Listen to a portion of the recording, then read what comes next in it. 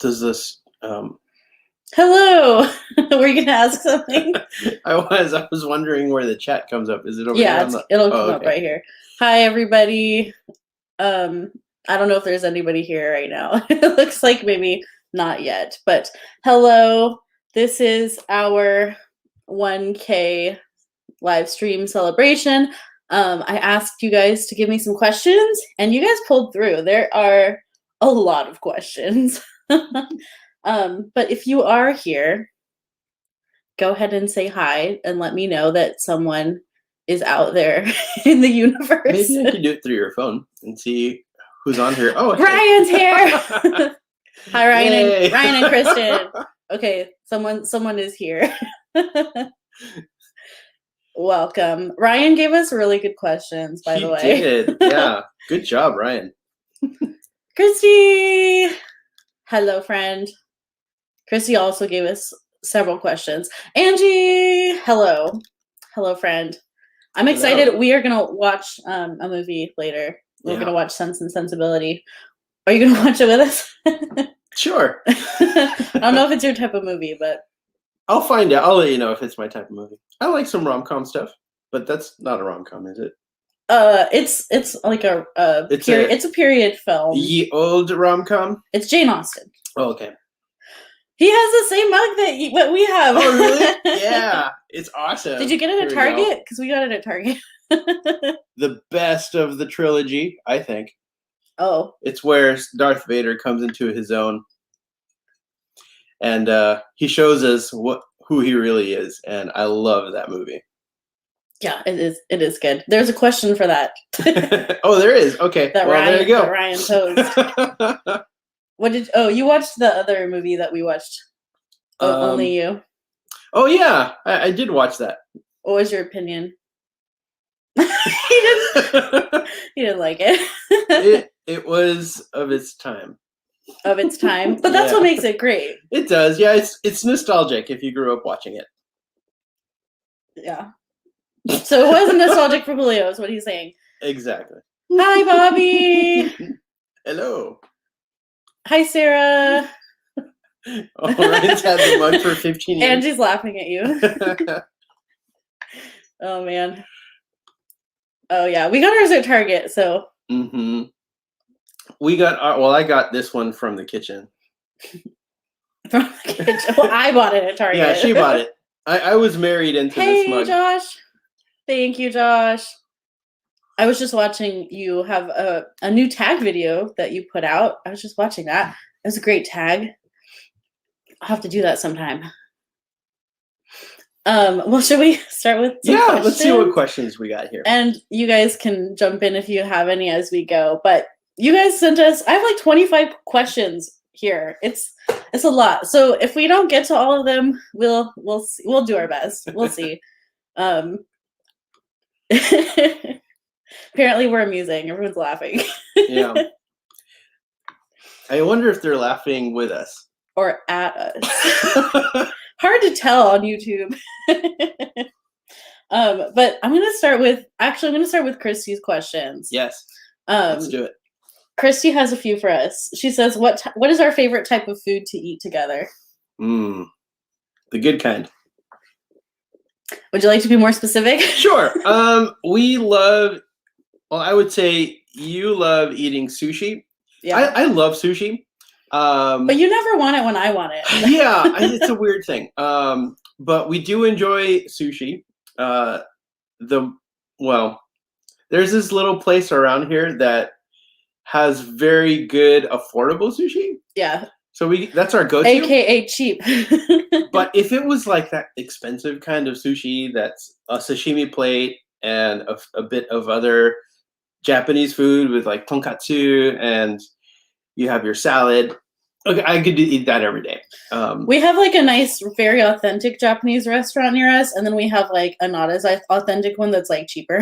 Yeah. So we end up going to the cheaper one more, but we love the authentic one too. We like Thai food. Thai food. Oh, I love Thai food. I love Thai food. I'm hungry. And Mexican food is common ground for us as well. Christy told us that for her and Kevin, Mexican food is common ground. I would say for us too. Yeah, I mean, that's kind of okay. That's probably the first go-to. Sushi is a special kind of, hey, let's get something nice. Mexican food is, I grew up eating Mexican food because I'm Mexican, so Fun fact. it's just it's home for me. Yeah. Yeah.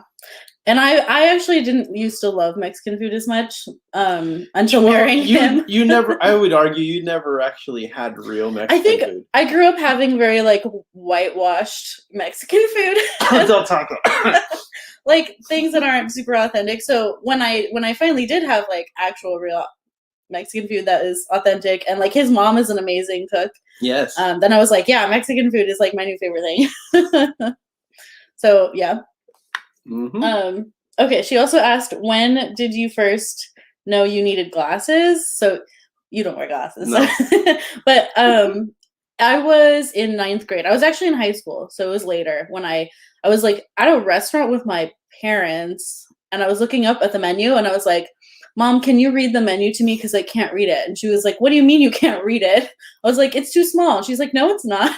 So what grade was that in high school? 9th grade. 9th grade, wow. Yeah. Hey there. Thank you. You guys, Sorcerer's Apprentice Reads has a great fantasy channel. I love her videos. Go check her out if you haven't.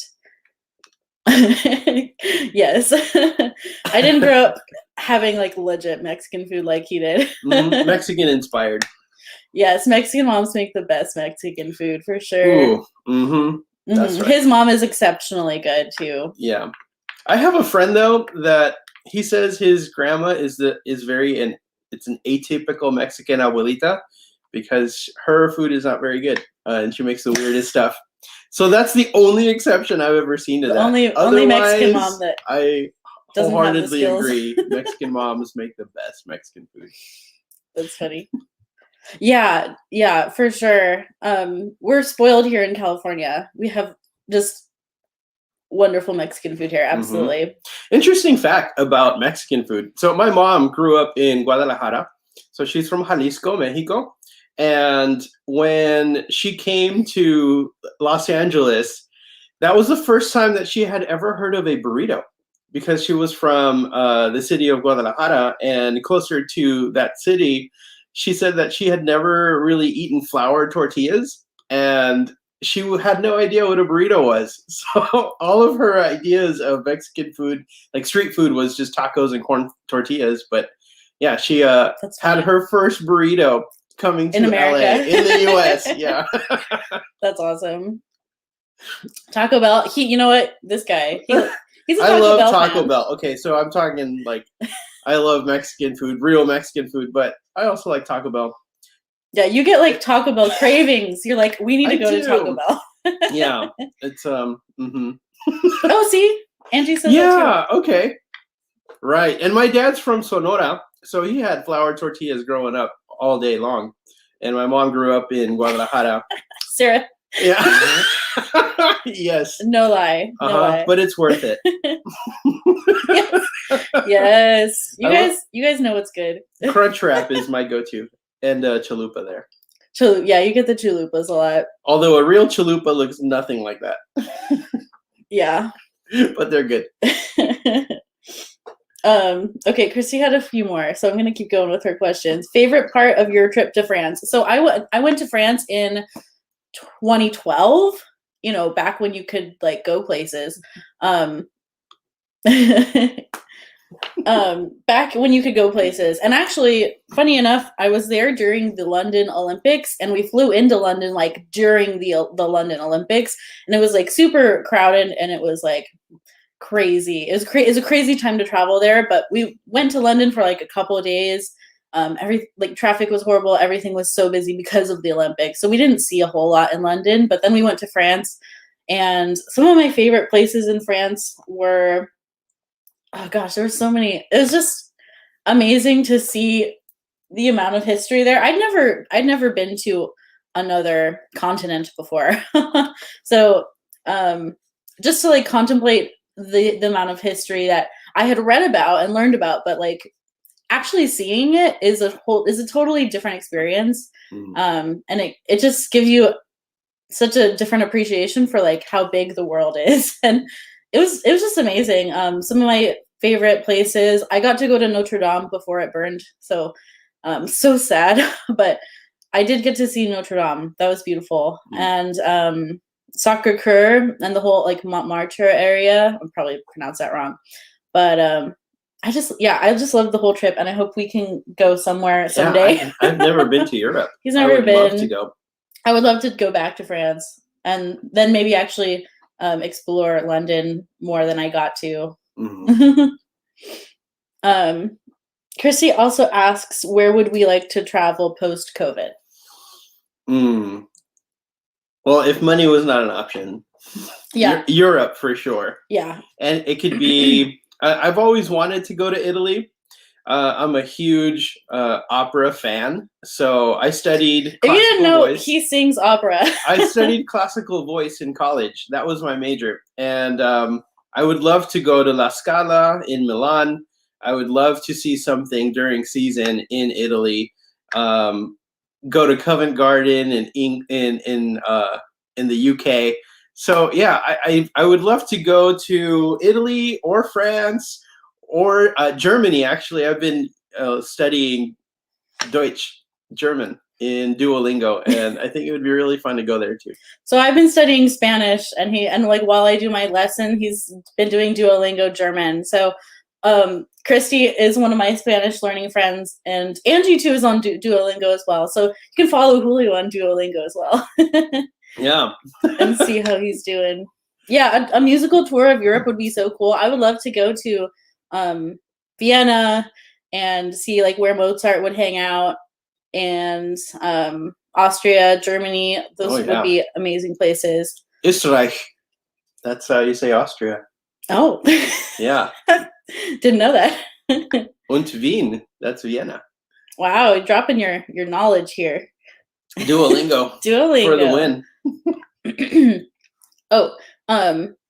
She's a musician. She's a bassoonist, by the way. Oh, cool. Awesome.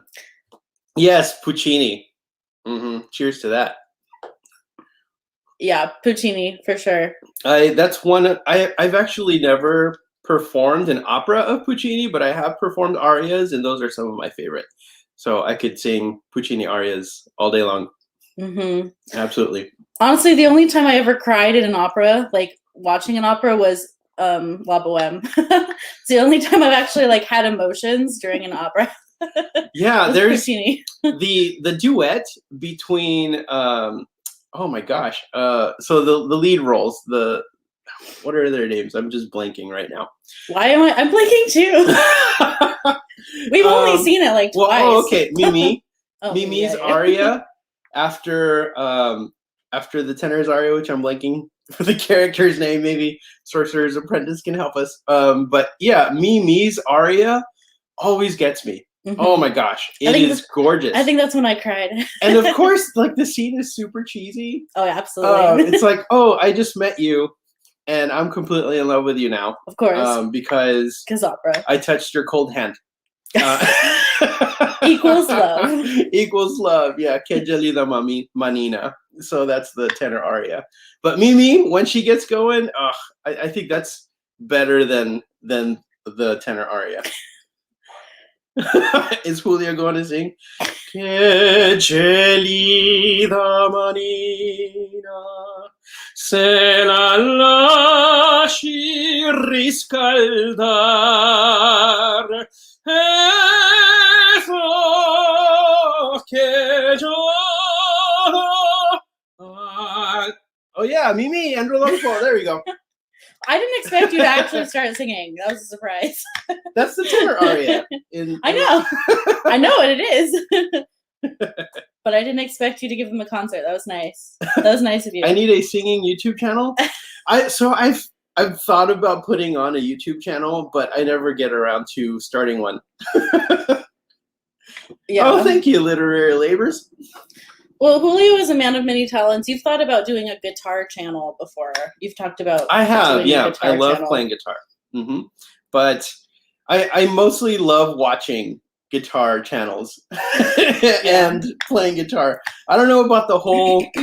Well, if you guys have your own channel, which many of you here do, it is so much work. It's a lot of editing. Yeah. It's a discipline for sure. You see what I go through. I do. I saw what my beautiful bride went through when she was learning how to start a YouTube channel, and it was it was rough. So I mean, it's so many hours. Yeah. It's so many hours. And it still is, even though you know how to do it. Yeah. It still It's takes a super lot of fun. time. Like it's just a labor of love. You have to have a lot of fun doing it. So if you don't think you're gonna do it, then don't start it. Or if you don't think you're gonna have fun with it, then don't start a channel because that's what it takes. You have to really just have fun with it. But I agree. I think you should start a channel of some kind. Thank you, Betty. Oh, Betty has some questions too. Actually, Betty had on the next on my list. Okay, Betty, this is a really tough question that you asked me, but I'll try. Favorite booktubers and why? So like everyone in this chat is my favorite booktuber, absolutely. Like all of you who are here right now. All of you.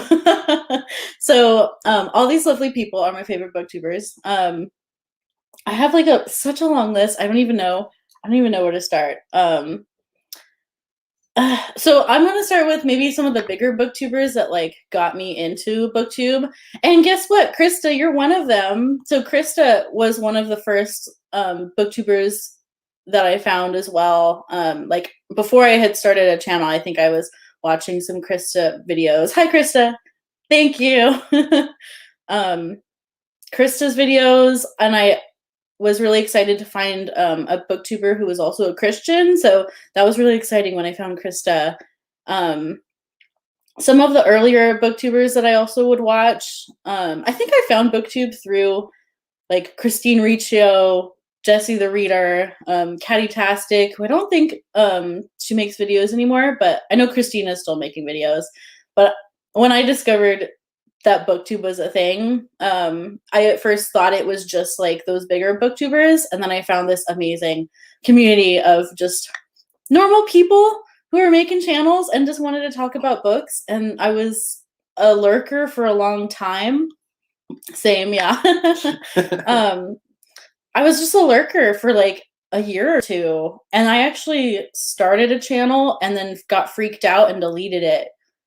And I regret that. I wish I had just like kept those videos and just went with it, but I got kind of nervous about doing it. So I started and I deleted it, and I was like, no, I'm not going to do it. And then later I was like, okay, I watch Booktube all the time, and I just want to be part of this community. So then I finally was like, okay, I'm going to do it, and I'm going to commit to it. And it was a great decision. But yeah, I was definitely a Booktube watcher first for like a couple years. Yep. Peruse Project was another one that I like. I love Peruse Project. I love Reagan a lot. Elliot Brooks, adore Elliot Brooks's videos. Trying to think who else I found like early on. Oh, there's a booktuber named Helene Jefferson who I would watch a lot, and she reads a lot of like more like contemporary literary books, which I found really interesting, and I just enjoy how she talks about books. Yeah, so it took me years to work up the courage. Yes. That's kind of how I feel watching those guitar channels. Yeah. I'm totally a lurker, and I think I feel the pain of what it takes to start a YouTube channel, and I'm like, I'm gonna be your fan. I'm gonna subscribe, and I'm gonna watch your videos. And then I realized if I want to start my own, I probably would rather just play guitar. Yeah, it's a time commitment for sure. Yeah, but it's been the best decision for me to make a channel because I've met so many wonderful people. Yeah, the community. Oh man, it's awesome. It is. It's such a nice community. It is. Yeah, it's unlike most communities online, isn't it? Like you guys are very encouraging to each other. You post really nice comments. Unheard of in YouTube land. So yes, Booktube is an amazing thing. Yeah, everybody's just super nice. Okay, I'm gonna go with let's go with Angie's questions. Angie asked a few as well. Angie asked, what would you be doing if you weren't a music teacher? And actually, Julio is now a music teacher as well. He just started his music teacher career. So he's going to answer this as well. Actually, you want to answer first? What would you be doing if you were not a music teacher? If I was not a music teacher. So I just started as a music teacher this year. And before that, for about 10 plus years, I was doing a lot of different jobs. So I have a lot of experience working as an office administrator. So I've done a lot of clerical support kind of work. I worked in human resources for a while as an office administrator and a specialist. And I also worked at the university where I went. So yeah, that was my experience. So I did that at a church before I became a music teacher. So I was working as a church administrator for a while. So I think if I was a music teacher, maybe some sort of administrative office work. But if money was not an issue, of course, and I could just do anything and not worry about making a living, I would probably have a recording studio. And I would just spend days writing music and inviting artists to come and lay down tracks and collaborate with them. I think that would be amazing. Yeah, I think if Julio won the lottery, he would like buy a recording studio and just like write music. And I would live there. I think that would be where Julio would be super happy. Julio teaches middle school. Yes. I teach elementary. The middle schoolers. Yeah. Yeah, that's been fun. The preteens. Oh yes. You're really good with them. I really like that age.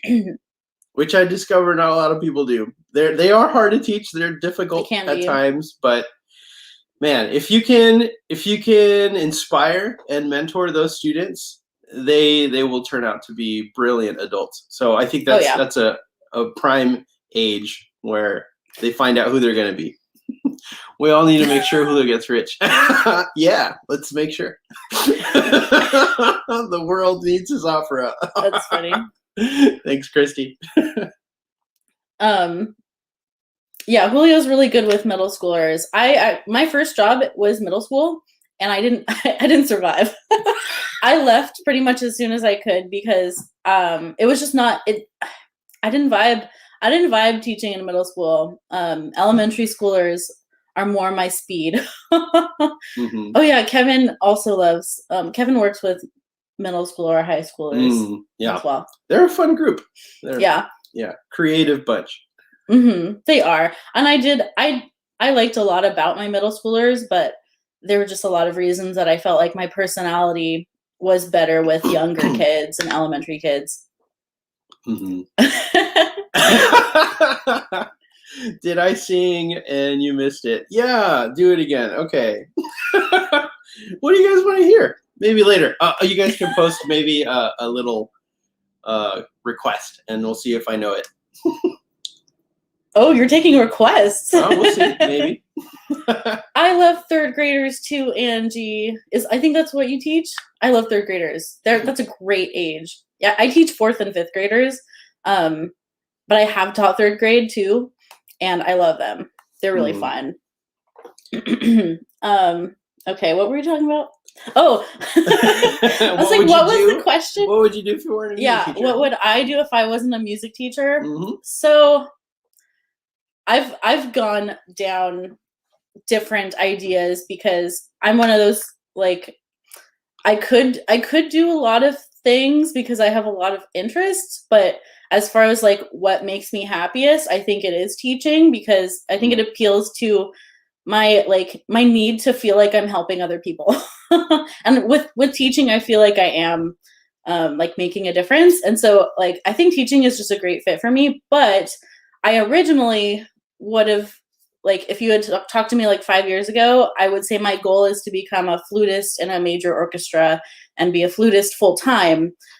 In hindsight, I don't know if that's my actual, like, if I would actually be super happy doing just flute like full time. Yeah. I think I like people too much to just be practicing all the time by myself. Because that's the thing. Yeah. Like really be a professional musician all the time, and be making it full time with performing, you have to be practicing all the time. And I think sacrifice. I think the practice element, I think I just like to be more out with people and like feeling like I'm working directly with people all the time, and that makes me happier personally. But I love playing flute, and I do want to continue to pursue flute and keep that as something I'm making money with as well. But COVID has changed that a lot. I don't know when that will really come back. So I was having fun doing like teaching during the day and then having like some freelance gigs at night. Gigs aren't happening anymore. So, we'll see what the future has. But I think it would be something in music though. I think that's where my heart is. I sometimes would think about doing something with books, like, I don't know, going back to school to do like library research, be a librarian or something. But music is so much a part of me now that I almost can't imagine doing anything else. Yeah, it's really similar. Yeah, similar to writing. I think it's like a more solitary job, right? It's a lot of alone time. Yeah, and I can see it even being hard having a family and having to write for a long time. Yeah, that's another thing. There's I mean, some jobs it's easier to have a family as well. Yeah. But yeah, I think that would be fun too. I also just love researching and learning, and I want to go back to school for everything. If I could just learn full time, that would be great. She is the intellect for sure. I just want to learn, but I'm realizing I don't have to go back to school to learn. Like, you can just like learn on your own in this day and age. You can learn a lot just with the resources we have now and the internet and everything. So yeah. Okay, another question. What motivated you to start a booktube channel? Oh, I guess I kind of already talked about that. I've always loved reading, but I've never had a community for it. I feel like that's a common answer. I don't have a lot of real life friends who read. Barely any. Or if they do read, it's like maybe once in a while. Real life friends that don't read a lot. Yeah. But you like reading. Yeah, I do. Yeah. Christy, you're like a kindred spirit. Full-time learners. Yeah. I would say I like researching a lot. So I'll read short articles, or I'll research information online about a topic that I'm trying to learn. But sitting down and reading a book, there are so many things that I could do that I also enjoy. So it's always hard to pick up that book for me. Yeah. I think for Julio, it's just there's a pull towards other things a lot stronger. Yeah. But you do enjoy when you do read. I do, yeah. But it's really hard to get you to sit down and read.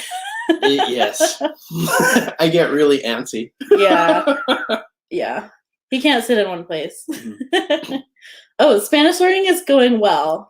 We have a little group, a little cohort, and we kind of egg each other on to keep learning Spanish.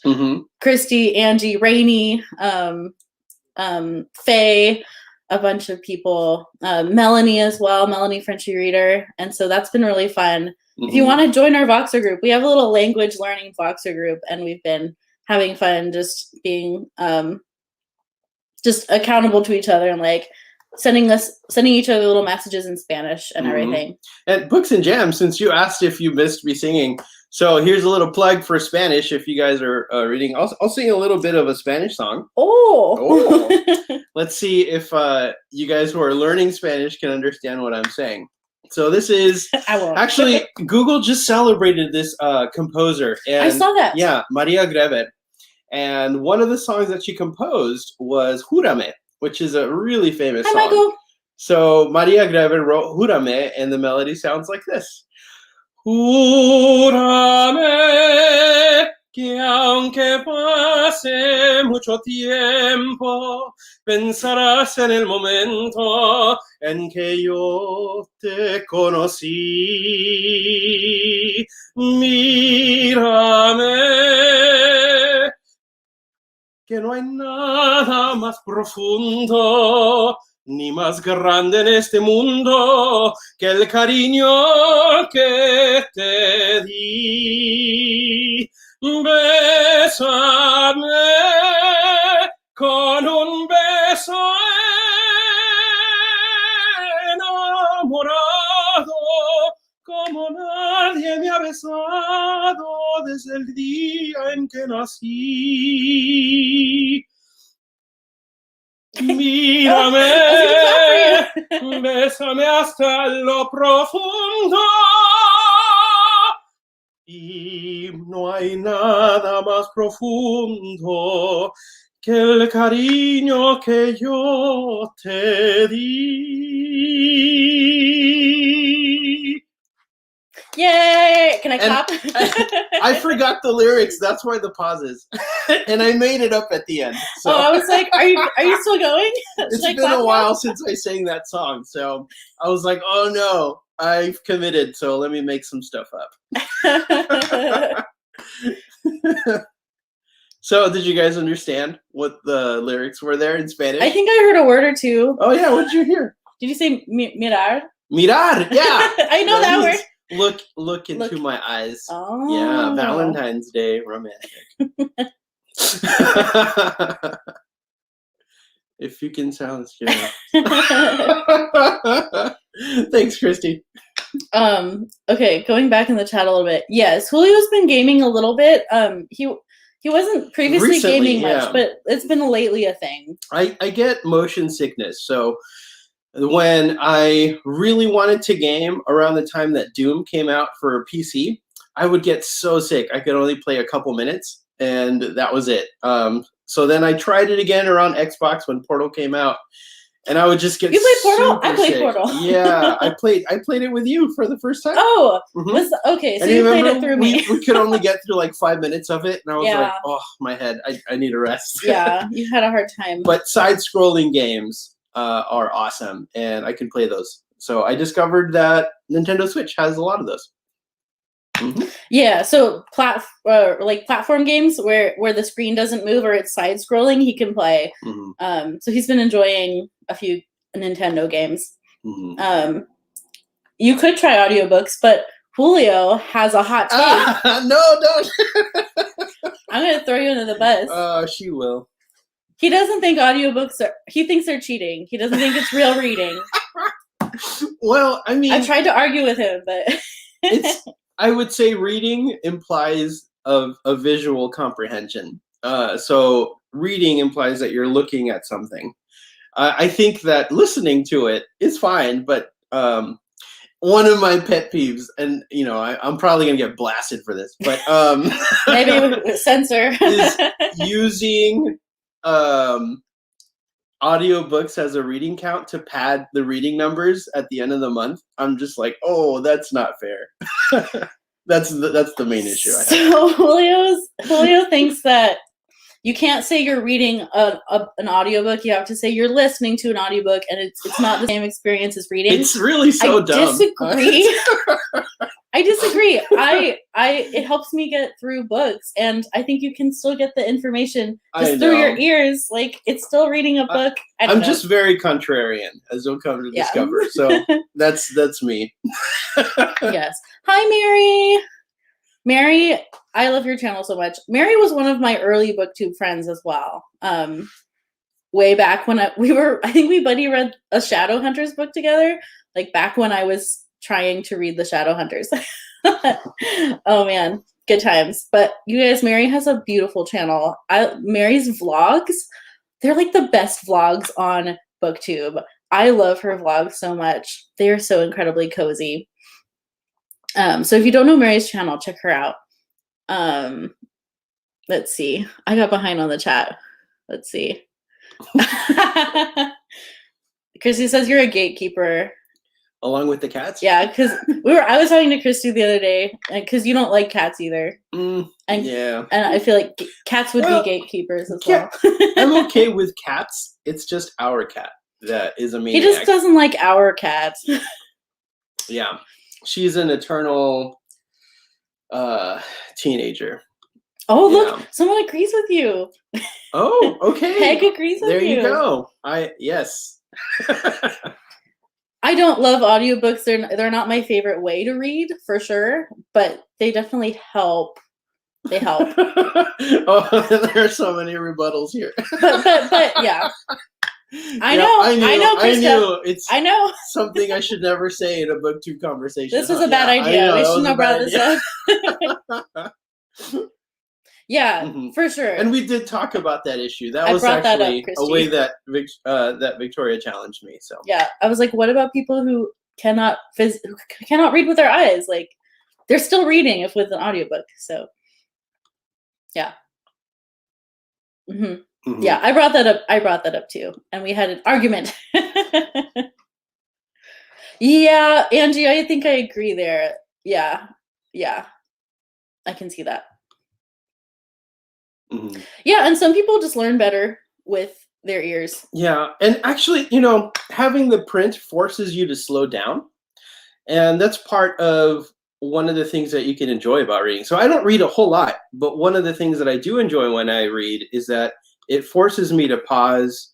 It forces me to maybe go back and read something again, and I get to relive that moment. So that's something that in an audiobook is really difficult to do, especially if you're doing something else. So just the medium of print is it is something that's different. It forces you to sit, to take time out, and to pause and think. And that's totally different.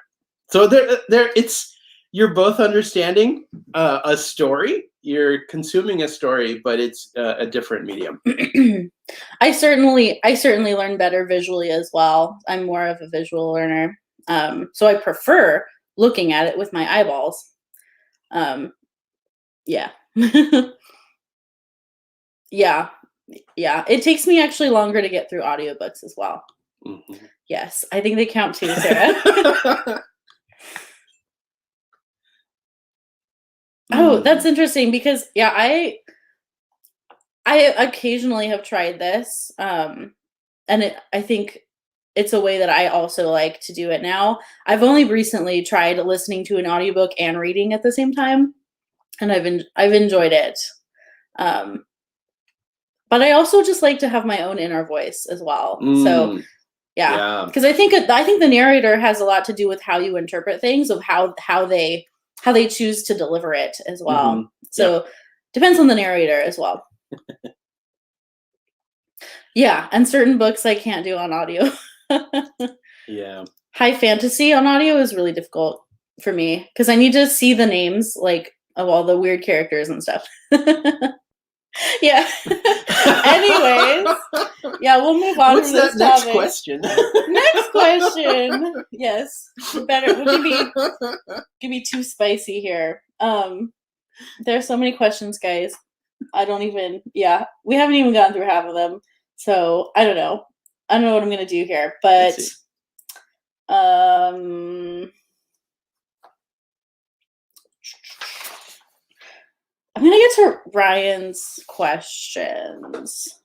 Okay, Ryan from Seeking Stories, who I don't know if he's still here or if he had to go, but he asked, what are some of our favorite musical moments together, both individually and together. So, together, well, our first date was a concert. Our first date was a Dream Theater concert. If you're familiar with that band at all. Yeah, Dream Theater. So that was like we bonded very early on about music. And I still remember that very fondly. The first time, oh hey, you are here. Also the first movie we watched, because that's kind of another of Ryan's questions. The first movie we watched was actually a video of a Dream Theater concert. I don't know if you count that as a movie, but it was like a DVD of one of their concerts. That was the first movie we watched together. It was a recording of Score where they played with an orchestra. Yeah. And so... And actually, I remember a comment you made when we were watching that. So what did I say? there was there was a flute solo in the orchestra, and because it's a metal crowd, they all started cheering and going like, yeah. Yeah. She's like, oh, I wish people would cheer like that during a classical music concert. Yeah, it's just funny. It's just funny. Yeah, it's just such a different crowd in in a metal setting versus like I'm used to performing in an orchestra, like a classical like setting where nobody in the audience where makes coughing noise. is frowned upon. Yeah. And people glare at each other if they make noise during the concert. But that doesn't happen. That doesn't happen at a metal show, right? Yeah, concert etiquette. Like noise is encouraged and you cheer like the whole time. Totally. So it's just funny to me because there was like this beautiful flute solo and then everybody's like, whoa! And I was laughing because I was like, can you imagine if that happened in like a classical setting? I would be awesome. I wish. Yeah. And actually, true to history, that did happen in a lot of operas early in the day. Yeah, operettas and small theatrical performances before musical numbers. Yeah. Yeah. It's only a more recent thing that classical music is like, you don't make noise during the concert. You must be very serious during the concert. But that's not usually how it was like back in the day. Yeah. Like people would walk around and talk to each other during the concert. All crowds should be like pro wrestling. Totally.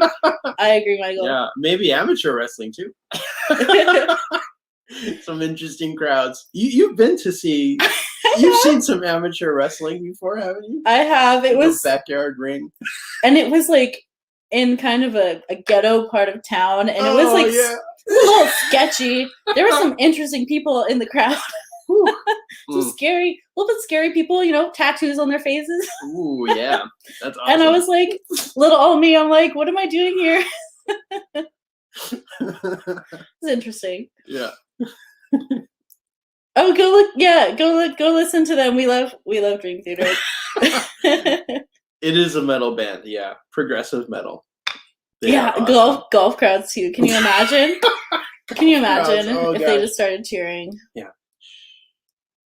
Stepping up to the about to tee off. Hey, Monique! Thank you, Monique.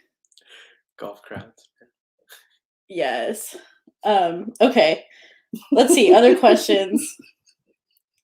Ryan asked a bunch of movie questions. We like movies too. Most favorite and least favorite movies. Ooh. It's really hard, Ryan. Yeah, it's hard because I've already kind of started making enemies with my audiobooks. So if I say, oh, these are my least favorite movies, you're not sure you want to make more enemies? Yeah, I don't know if I want to do that today. But okay, maybe I'll mention a type of genre that I'm not very fond of. But give us a genre you don't like then. Ooh, anything that's predictable, because it's like that's not a genre. Well, okay, I know that's not a genre. Okay, let me think about this one. Do you have any that you've prepared? I need to think about this one. Okay, my least favorite type of movie. My least favorite movie is I don't enjoy like those like I don't know. There's like frat boy like movies like Super Bad or The Hangover, where like the humor is about it's crude and gross, and that's part of the humor. I don't enjoy that. I like humor to be more like intellectual rather than like gross humor. I don't like anything super like crude or crass in my humor. Like I can tolerate a little bit of it, but I don't love stuff like that.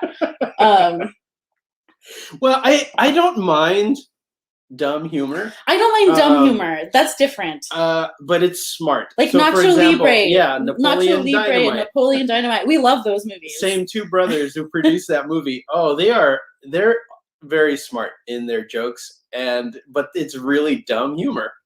And I love it. So I grew up watching Dumb and Dumber with my dad. And my mom, I just don't think that she understood the humor because she would make fun of us and she would say, how can you guys be watching such a dumb movie? And I love dumb humor. Yeah, so I love well-crafted dumb humor. Yeah. So some of my favorite movies, best of all time kind of movies, I consider historical dramas. So kind of like Forrest Gump, where it's a saga of a movie. It goes through different eras. The acting is awesome. The storyline is perfect. It's probably one of my all-time favorite movies is Forrest Gump. So I love movies that transport you into a different time. You like historical movies. Yeah, and I just think really well done movies. So I'm a huge fan of mob movies or mafia movies for that matter because they're just so long. They're epic. Goodfellas, the Godfather series. Oh my goodness! So a Casino. I saw that in the movie theaters with my dad. So it's also nostalgic. I just love really well crafted films. So I think there is a difference between something earning the accolade of a film versus movie. And yeah, there are tiers: film, movie, and then flick, which is probably like the frat boy drinking movies that you're thinking of. That's a flick. And I'm not too fond of flicks. Yeah. Well, like I would consider the Marvel movies to be flicks as well, but I love those. Yeah, those are more movies, I think. Okay. Yeah. Interesting categorization. Movies. Yeah, I just made it up on the spot. We're making up categories. Have you seen this movie that Michael's saying? Gentlemen Broncos. No. I haven't. Okay, if you're recommending it, I'm going to put that on my list. Yeah, we'll have to look for it. Let me type that down. No, I have not. It's same crew as Nacho Libre. Awesome. Julio's my dude. Yes. Peg. I think I've told you about Peg and how awesome her channel is. She does like a lot of history. Yes, yes. The history buff. I did watch one video with Victoria. So. Yeah, we watched. I had him watch some of your videos, Peg. Yes. Excellent stuff. Great analysis. Yeah, we're interested in history as well. Yeah, Mafia. Oh, classics, yes. This is a genre I don't have much experience with. I haven't watched so much Mafia stuff, so I need to try. They get pretty gruesome, so. Gruesome doesn't always bother me. Like, I have an okay tolerance for gruesome-ish violence stuff. Can you repeat the categories that you just made up? We need to clarify. Up here, film. So classic films. Film. Movies. Film. Yeah. And then flicks. And I would say Dumb and Dumber is a flick. But it's a good one. So what's a movie to you then? I don't know. I just made that up. It's in between a flick and a film. Kev loves dumb humor too, and Forrest Gump. Yes. So I tend to like more lighthearted stuff. Like You've Got Mail is my favorite movie. I love rom-coms. Can't lie. I love them. We laugh a lot. We do. Yeah. But one of my people roll their eyes when I say this, but one of my favorite movies is Amadeus. It's about Mozart. I love Amadeus. I love that movie so much as well. It's so well done. I think I have people that like think I'm stupid for liking Amadeus. But it won Best Picture of the Year, 1984. Yeah. Yeah. I have a lot of music friends who they're like, oh, Amadeus. No, it's not historically accurate. And I'm like, but it's a good movie. And they capture the spirit of Mozart really well. He was a total goof. And I think the actor who plays him in the film does a perfect job of portraying what Mozart might have been like. Yeah, Amadeus is one of my favorite movies for sure. Mm-hmm. And the soundtrack is amazing. Yeah. It's so good. It's the Something in the Fields. What is it? Academy of the St. Martin Academy of the Fields. That's they did the soundtrack. Mm-hmm. So it was filmed by them. It's a great soundtrack. It's just I don't know. I love that movie. And I love rom-coms. I like more lighthearted things in my movies, which is funny because in books I can do a lot more serious topics, but with movies I want to laugh or I want to have like the warm and fuzzies. Mm-hmm. That's what I want from movies. Where he likes more serious movies. Mm-hmm. I haven't, Bobby, and I only just learned that The Shop Around the Corner was a thing. Is that a movie? So, it's the original right now. Yeah, it's what inspired You've Got Mail, and I didn't even know that. The so Shop Around the Corner. I need to check that out. Okay. Ryan also wanted to know. I think this is a leading question, Ryan, but top 3 Star Wars movies. That's leading. Is this leading? Top 3 Star Wars. I would say the ones that include this movie right here. The old ones, of course. Yeah, of course. They're the top 3, right? With that one probably being at the top. That's the right answer. No, actually, of the original trilogy, that is my favorite. Which one Empire would you say is Strikes yours? Back. You know what? It's been too long since I've really watched all 3 of them. I've seen the third one the most, but I don't remember. That's what I thought. I don't remember what happens in like the second movie. That's this one. I know. It's like for some reason I have a really hard time remembering that movie as a whole. Oh, I just need to rewatch them. Here's another super nerdy thing. The original trilogy, Ryan. So the mug that I've been drinking my coffee out of is on this coaster. Oh yeah, we have a little Star Wars coaster here. Yeah, what a pile of junk. All the Star Wars fans. Yeah. Ryan is a big Star Wars fan. Okay. And then the final question from Ryan is, when will Julio read the Stormlight Archives? The real question is, when will Julio finish Mistborn? Yeah. Because he started the Well of Ascension. To know. I did start it. I started it a while ago. You're still in the beginning of Well of Ascension, aren't you? I'm getting to the middle of it. You're not quite halfway. Not quite halfway, but almost there. So we need Julio to finish the Mistborn trilogy first.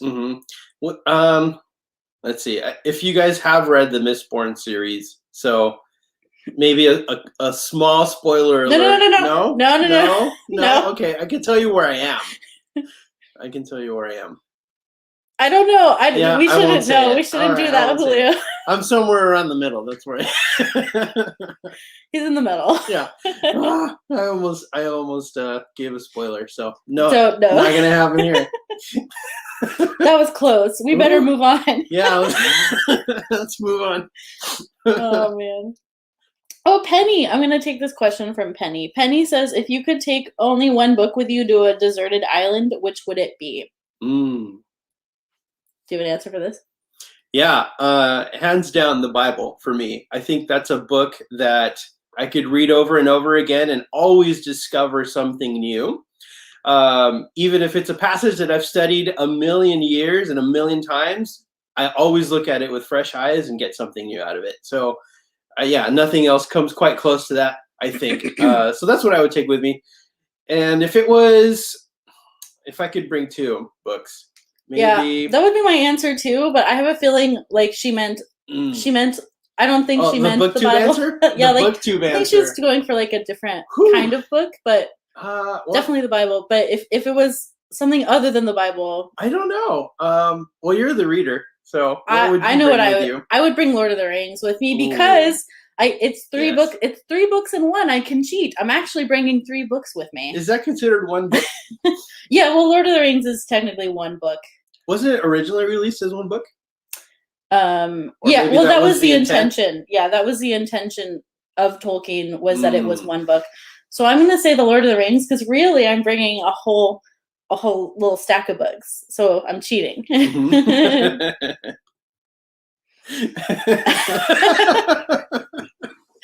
Oh, that's awesome. I know. I think if I was actually legitimately stranded on a deserted island, I would want to have a Bible around. But there's lots of other books that are so you could bring favorites. a printed copy, and you could bring your phone and have the Bible there. I guess that's assuming that you could plug it in. You can't. You're on a deserted island. I know. I guess you can't plug anything in. How deserted are we talking about? Yeah, I think we're thinking no electricity, no electronics possible. Yeah, so print only. Thank you. Oh, that's a great. That's smart. You're smart. You're smart, Krista. That would be a great one too. Yes. Totally. It's totally 1 book. Yes. Okay. What we got? Let's see. Okay. I don't know if I'm gonna get through all the questions, friends. What is this? It's a clothespin. I'm gonna do cool. Anyways, I'm gonna go with Sarah's questions. Sarah says, "What is your favorite non-music and non-book hobby?" That's really hard because those are my hobbies.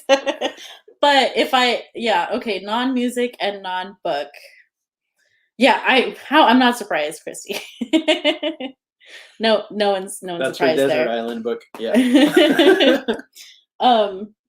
Okay, I do really enjoy going outside and going on walks and hikes. Something I've been wanting to do more is go explore more hiking areas around us. I do really want to get outside more. I do love hiking and finding like mountain trails and stuff. There's a few hiking places near us that we've never been, and we need to go. So I think a hobby that I would like to do more of is just like exploring hiking trails. Do you have an answer for this? Yeah, I love going outside without the work of hiking. So I would say riding motorcycles is a very fun hobby of mine. Yeah, he loves. He has a motorcycle. Going out on the road, and so I love just going somewhere, picking a direction, and just heading and seeing what I discover. Which has often been a topic of debate of like, hey, let's go on a ride. And Victoria often asks, where? I'm like, I don't know. And like, do we have a destination? And the answer is no, it's just going somewhere. So riding the motorcycle is the hobby. It's the journey. It's fun. Yeah. Yep. Yeah. I like going with you as well. Mm-hmm. So we'll go on rides together sometimes, but yeah, I'm usually like, where are we going though? Like, pick it. Like, do we have a destination? And he just wants to like ride around for hours. I'll just get on the bike and go in a direction, and then I'm like, but where are we going? Find my way back. Yeah, leave your GPS at home, and then see how close you can get to finding your way back. Mm-hmm. Yes. So Julio, I think for you it would be motorcycles. For sure. Oh, Sarah asks, what's your favorite flower? I like sunflowers. My favorite flower? Do you have a favorite flower? I think that was more directed to you. But... Well, I love sunflowers. Also roses. My mom is really into roses, and she like grows her own in her yard, and they're beautiful. I want to get into roses. Maybe when I have a place that I can like plant them, that would be fun. I could see myself doing a little gardening. Roses and sunflowers I love. Do you have a favorite flower? Have you ever thought about your favorite flower? Not really. Maybe tulips. Those are pretty. And tulips. That's also my mom's favorite flower. So I grew up with just paintings of tulips in my house. So maybe it's just a nostalgic thing. Oh. Nice. Dogs or cats? So we have both, but I think if I had to choose, dogs. Yeah, they're more fun. Dogs. You can interact with them in ways that a cat will destroy you. Okay, we have to clarify here. We have a cat who's grumpy. She's a grumpy cat, and she is very sweet, but she will also, like, you'll be petting her, and she'll just decide, she'll turn around and be like, never mind, I hate you. And then she'll like chomp you or make you bleed with her. She has really sharp claws, and she's just a little moody. And so I think if we had a nicer cat, you might like cats more. But our cat's a little bit of a grumpy cat. But I love her. I love her to death.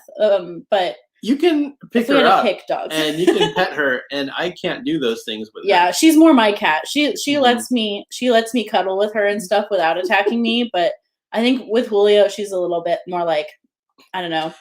Yeah, grumpy. Well, she'll come over and she'll meow, and obviously she wants you to pet her. So I pet her on her head where I know it's a safe zone, and she'll turn around and bite my hand. And I'm like, okay, forget you. Go away. So that's my experience with our cat. She's beautiful to look at. She's beautiful. But she needs her space, even when she wants you to pet her, which is a weird thing. Yeah, she's a little bit wild. So I do think if we get another cat someday, we're going to have to be more careful about like getting a little bit more friendlier cat. Yeah. Because ours is She's Also, sometimes a lot friendly, of but people sometimes not. are allergic to cats. So inviting people over, your family as well. I have some of my family friends, members. I have some yeah. family members allergic to cats, so it's always hard to have them over. Yeah. So that is another thing. Less people are allergic to dogs, I feel like, and more people tend to be allergic to cats. So if we had to choose, I love both, but I think dogs would probably win for practical reasons.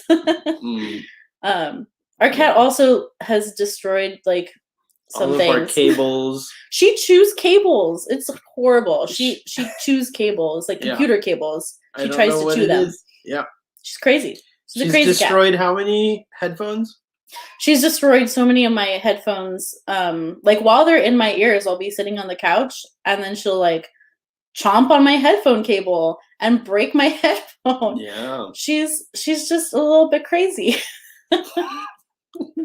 Hairless cat. Oh, those are interesting. I have a friend who has a really beautiful hairless cat.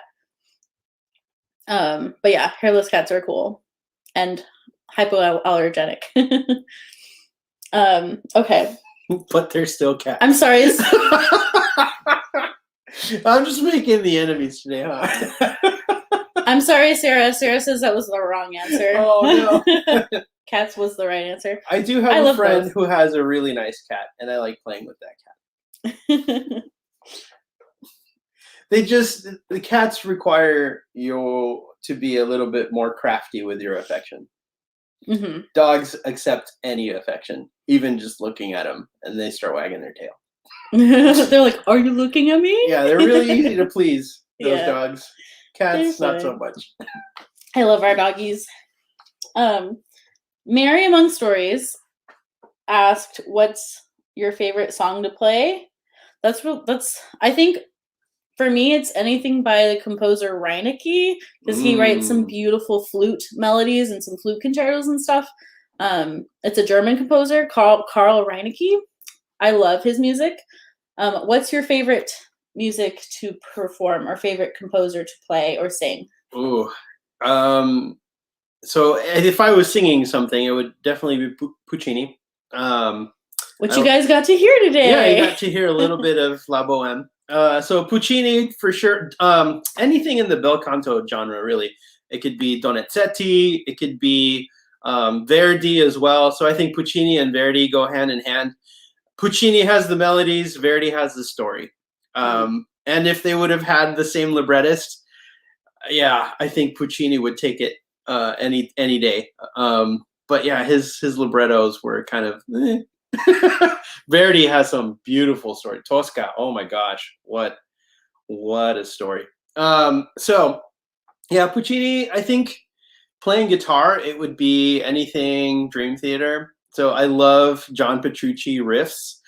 He's just a master at the craft. I think that getting to play some of the things that he wrote is just really fun. You like John Mayer as a guitarist? I love John Mayer as a guitarist. Maybe not so much as a person or celebrity, but yeah, as a guitarist, yeah. He's an interesting fellow. I think he really enjoys listening to himself talk. And oh man, what am I doing today with my comments? So spicy. Yeah, spicy comments. It reminds me of we're big John Mayer fans, by the way. Like we love him. John Mayer. We love his music. We've seen him live. We support the guy. We love his music. He is really just he's a unique songwriter. I think he is always thinking outside of the box for pop music. He's not super formulaic in some of his deep cuts on an album. His hits kind of predictable, but even that will have like a B section towards the end of the song where it can sort of turn into a jam. And then live concerts, he does extend those and just start soloing. He's a huge blues guitar player. So yeah, John Mayer, he writes some great stuff, I think. Yeah, he does. He's amazing. So then this is from Mary as well. Mary Among Stories also asks, if you could meet any composer, who would it be and what would you ask them? Ooh. So I assume she means like classical composer. For me, I think Tchaikovsky sounds like he was a really interesting person. Also, Mozart sounds like he was a really interesting person. I would love to know if Mozart was as lighthearted and silly a person as some of history has described him as. It said that Mozart was like a jokester and he was joking around all the time. Thank you, Krista, for coming to hang out. Bye, Krista. So yeah, I would say like I would love to talk to Tchaikovsky just because I love Tchaikovsky's music so much. Beethoven would have been a really interesting person to talk to. Mm-hmm. Maybe in his earlier life, well, even in his later life, actually, more interesting. But he would be a really interesting person to talk to. Who would I? Yeah. What composer? Yeah, I mentioned Tchaikovsky yesterday. I think he would be great to. I would love to ask him about his orchestrations. They're so thick. He's got beautiful colors in his writing, and I just would like to pick his brain about his thought process. He's master of melody for sure. Oh yeah. He's like the Russian John Williams. He's just the master of melody. Yeah, I could see that. Yeah, he's got those melodies just stick in your head. Mm-hmm. Gorgeous. Okay, let's see. Are there questions? There's just a few questions. I think we're doing okay. I think we'll have time. Okay. Brooke, my friend from Instagram, BG Reads is her Instagram handle. She asked, I thought a fairly interesting question. She wanted to know, was there a race barrier between our families or anything like when we got married? Because we are a interracial marriage. So she wanted to know if there was any, like we had any issues with that getting married. I wouldn't say issues. I don't think so. Yeah. Between the two of us, no, like never. But it is just something that hurts my heart that I don't speak Spanish and I can't talk to my mother-in-law, his mom, because she only speaks Spanish. So that has been really heavy on my heart, and that's why I've been trying to learn Spanish, because I would love to talk to her more. I feel really bad that I can't talk to my mother-in-law. She talks to you in Spanish. She talks to, yeah, she'll just and assumes that you understand. She'll just converse with me in Spanish, and I'm like, yeah. What did she say? And then I'll translate. Yeah. Like, what did she say? Yeah, she's so sweet, and she's just such a sweet lady, and I wish I could converse with her in Spanish. So that's why I've been working on that. Yeah, so like family gatherings with his family, everything's in Spanish, and I'm like, I'm better at understanding the gist of the conversation now than I was at the beginning. But of course, like me actually conversing is a whole other skill that I have to work on. Yeah, especially hearing the language just being spoken in like casual, and it's so fast, and like no one's gonna slow down and be like, my family talks really fast. They're not gonna slow down for me, so but that's fine. They shouldn't have to, but I just really want to learn Spanish. Yeah. We're working on it. Yes, it's a goal. Yeah, it's tough.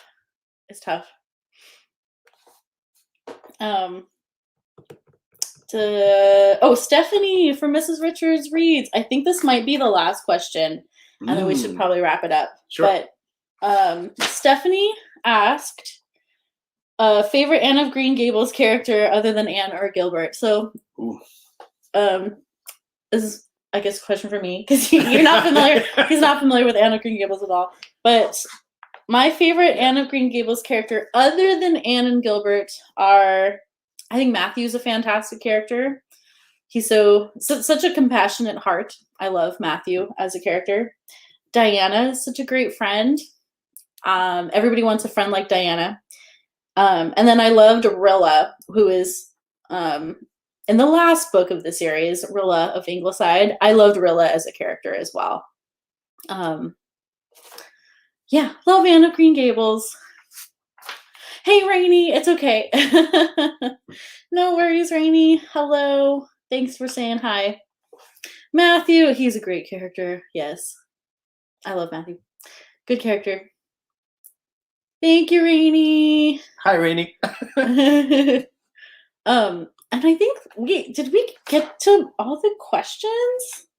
Oh, no, there's a couple more. Okay, there's like two more.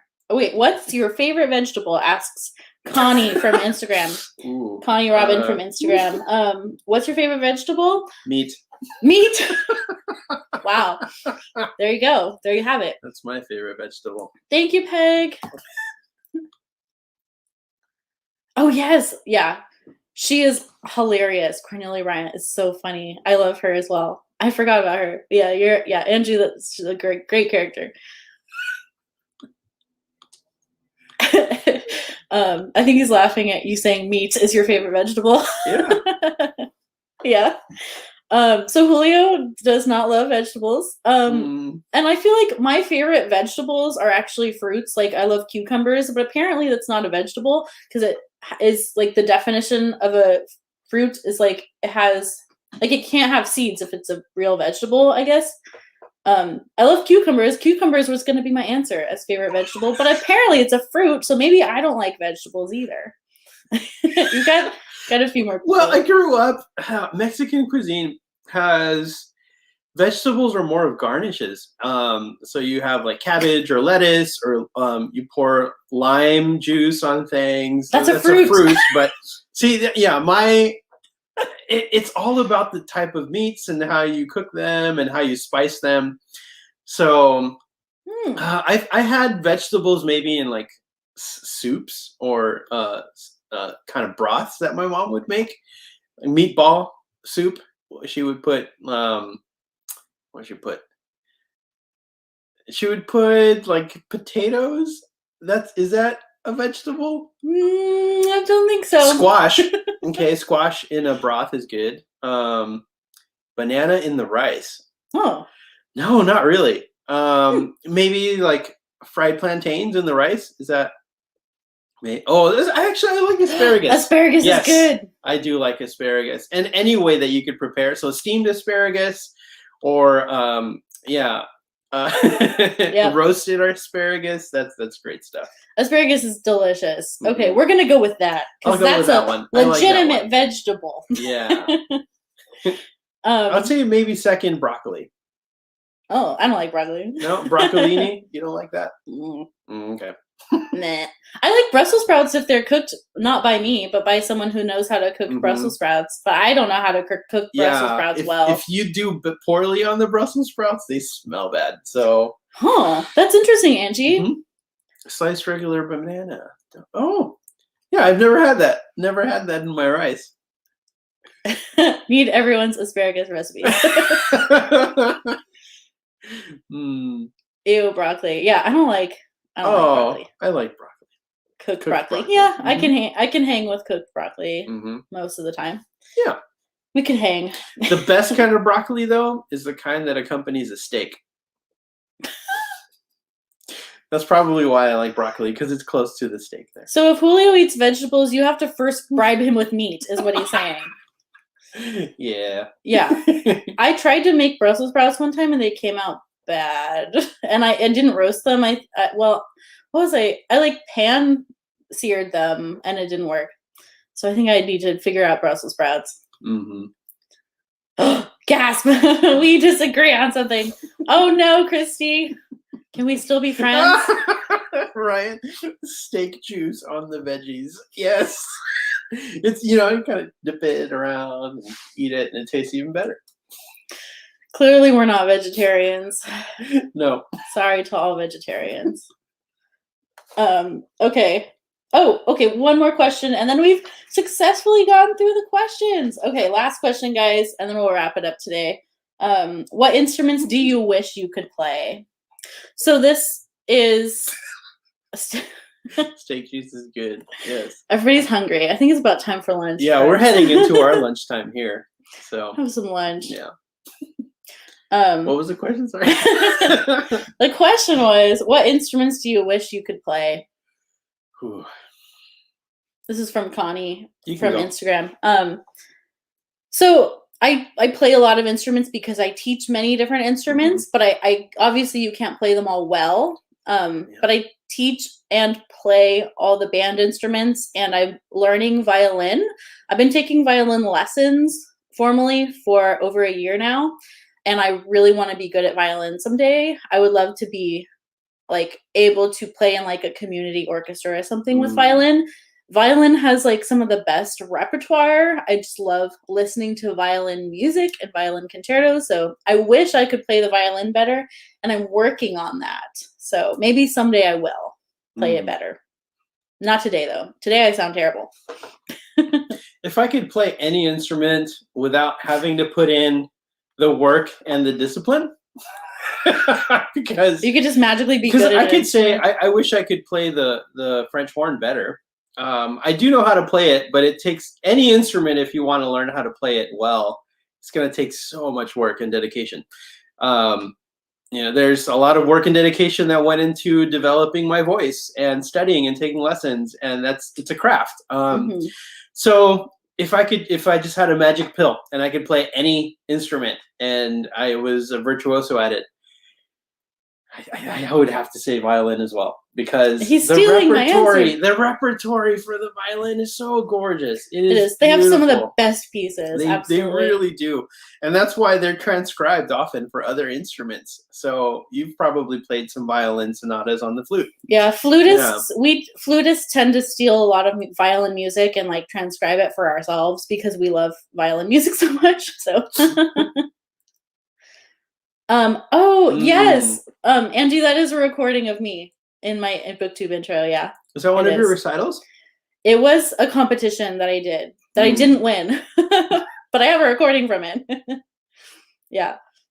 Yeah, it's a little clip from the competition recording, and it's a really pretty piece, the whole piece. So I've been thinking about changing my Booktube intro though, because I'm getting tired of hearing it.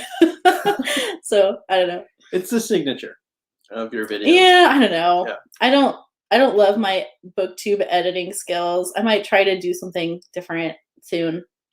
But yeah. Anywho, I think that's gonna end our Q&A today. Yeah. We've gone on for far too long, probably. Thank you for joining us on this journey. Thank you guys, and thank you so much for being my Booktube friends. And I just love all of you so much. And oh, hi Casey. I didn't see you there. Hello. I'm sorry if I didn't say hi yet. Hi Casey. I love Casey's channel. Casey, you are so funny. I just love your videos. I was just watching you this morning, actually.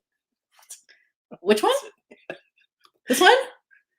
And it suddenly became polenta. Yeah. That's fine. Is that an Italian thing? Dish? I don't know what polenta is. Polenta? Yeah. Yeah. It sounds Italian. I'm going to say yes. Polenta. There, it sounds Italian if you say it that way. It sounds Italian to me. Yeah. Thank you guys. Thank you, Sarah. Thank you, Bobby. Thank you guys for hanging. Yes. made it for the me conversation. Yes. Yes. All right. Love all of you guys. Thank you so much for hanging out with us. This was super fun. And I can't wait to interact with you guys more and keep making videos and reading great books. And I just love this community so much. So thank you so much for being here today. And I hope you have a great rest of your Saturday. Okay. There you go. There's your answer. All right, guys. Thank you for hanging out with us. Bye. Bye-bye. Bye, everybody.